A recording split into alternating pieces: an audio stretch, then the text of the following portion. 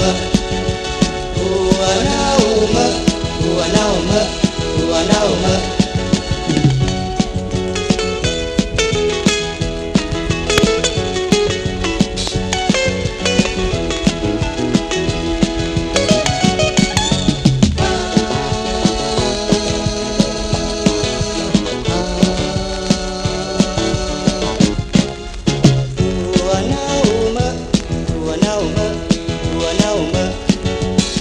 ถั่วเน่า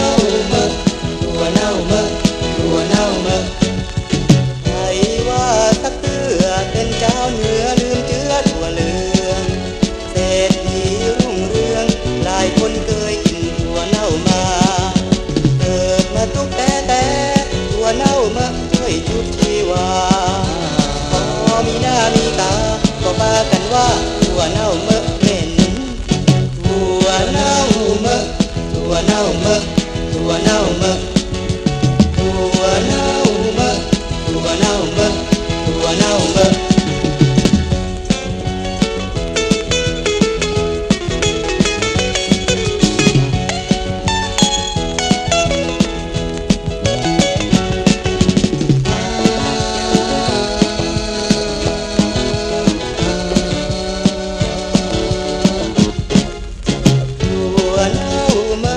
ถั่วเน่ามะ